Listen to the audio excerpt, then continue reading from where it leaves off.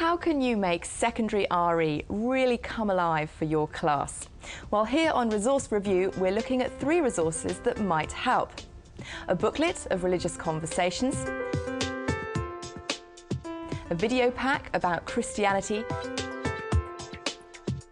and a very short version of the Bible. Find out what our expert panel think here on Resource Review.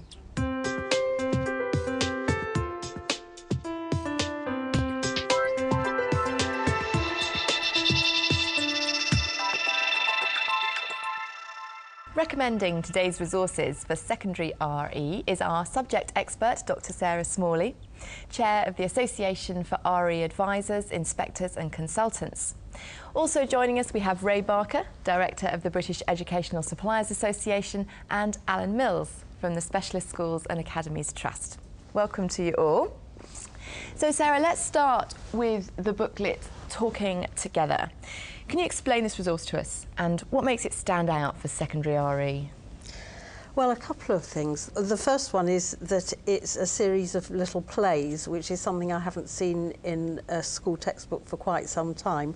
However, it works well in this context. And the second is that a lot of secondary RE books are about an individual religion. This deals with all the religions young people are likely to study in Key Stage 3 all in one go. Well, thank you very much. Now let's have a look at Talking Together in use in the classroom. We visited Capital City Academy in Whistledown, London, where Naila Khan is taking a Year 7 class. The book's called Talking Together. It's a new book, okay, and we're going to use it and see how much you understand about signs and symbols from this book. The main features of the book is actually the dialogue that these different pupils of different faiths and non-faiths actually have with each other to find out about the different signs and symbols within their religions and things that they don't actually understand about each other's religions. Now tell me, how do we know that that star is for Judaism? I gave each pupil a role to play and they read it out, and I stopped and started the lesson to explain the different symbols that were coming up and the different terminologies, religious terminology being very important in lessons. Do you have to wind up your turban every day? Why doesn't your brother wear a turban? He has his hair plaited or up in a knot with a handkerchief tied over it. It's very difficult the way it's actually set out to use in a lesson. You're slightly limited in what you can do with it, but it does work in the sense of if you do it as part of a dialogue and the pupils taking part and reading it, that works quite well. I think it's value for money for primary school pupils. They could use it a lot better in that sense. For secondary school, it's a little bit more difficult. Year 7 mixed ability classes, it's good for, but higher up, I think it's a little bit basic. Good use of religious terminology, but other than that, I would find it difficult higher up in the school.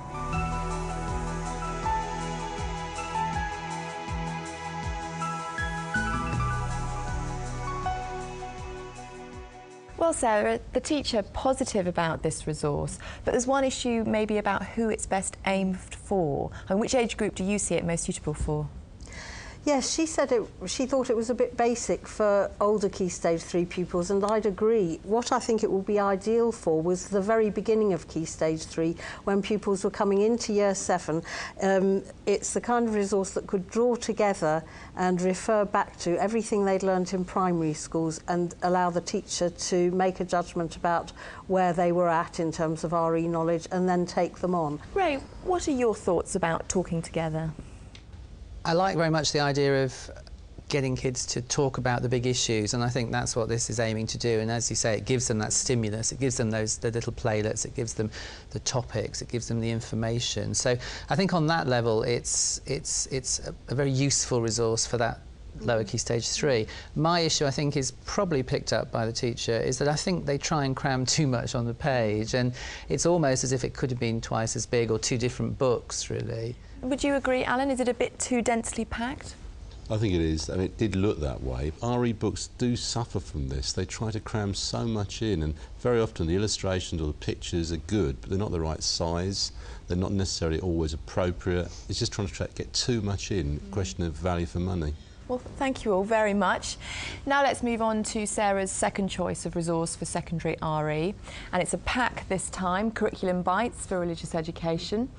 Sarah, can you explain the pack to us and why you think it stands out?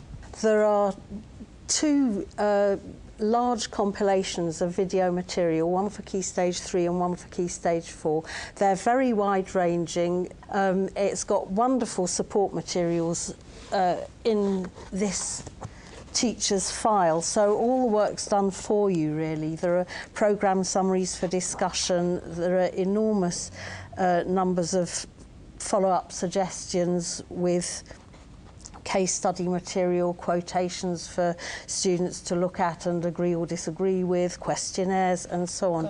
So really a great deal in these packs, and the main purpose of it is to challenge, both to challenge pupils in what they're thinking about and to challenge the religions themselves that they're studying. Thanks, it sounds a very interesting resource, and to see it in action we gave it to youth leader Chris Rogers, and he put it through its paces with a group in Harrow. The resource that we were using today is an RE resource which is to be used in secondary schools. It's mainly to be used in the classroom and to try and stimulate some conversation. And what's quite interesting about it is they come at Christianity and other faiths in a way that is quite vibrant and quite different. What I really quite like about this resource is every episode there's something a little bit different about it. And in one episode you've got two kids arguing over a video game. The next episode you've got a guy talking about how they advertise Jesus at Christmas and Easter. The next episode is a cartoon. If we had to market him in some way, would you say it's best to market him as a film or as a new car? I'd say if we were trying to market him today, we could put him on like a chat show or something like that. In the session that we were just having now, we watched a particular episode of Jesus and how the church need to advertise him, and how would the church advertise him. And in the lesson we just watched the 15-minute clip, and then we just had a discussion. What did you make of that advert? The concept of having kind of South Park Jesus, what was it, Jedi Jesus and James Bond Jesus. For a few people who would look at say, oh, I watch South Park, or there's Jesus, or I watch Star Wars, something like that. But I don't think it'd really reach out to that many people. I don't think it'd be like a let's grab all the people to come to church, but it would be an attention grabber. I struggle to see how you could use it with a classroom the size of 30 kids and get a good debate going along. My concern with the video would be that at some points it comes at the issues too simply. And it's very simplistic in the way that it looks at prayer, very simplistic at the way it looks at Jesus and miracles. In order for people to stand up and take notice, especially when there's so many other things on offer out there. If we're going to market Jesus, where do we start? I think for secondary schools, kids will engage with it. And it is a little cheesy at points, but it's not as cheesy as videos were when I was a kid. Let's go, let's go.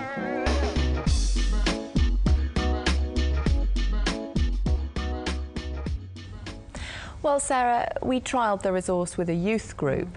How do you think it would work in schools? There's a wealth of activities in the file which give you a chance for students to work individually or in pairs, small groups, whole class discussions. So all the material is there to support a teacher wanting to take what's on the video and make it their own in the classroom. Right, OK. Alan, come to you first this time. What do you think about this resource? Well, the word cheesy was used quite a lot, and I think that actually fits quite well. I mean, I think it would serve a very good purpose. I do believe in a classroom of teenagers it would work very well. It would stimulate discussion.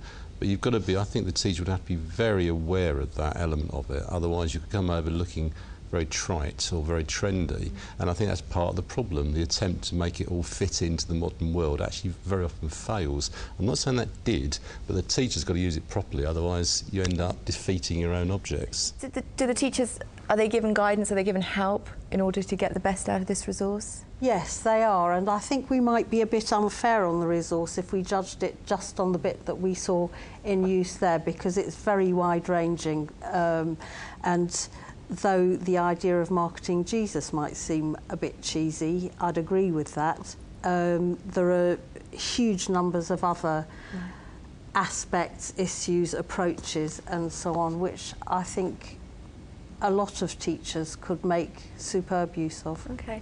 Ray, what are your thoughts? I can't see it's cheesy at all, really. I mean, I quite like the idea of talking about those big issues again, and it does challenge some issues, doesn't it? And what were the big issues on that particular? Well, it's program? about what Jesus really is about, and if you look very carefully at how the video has been structured, the person on the film just showed it all the way through, and actually it's not supposed to happen like that as far as I can see.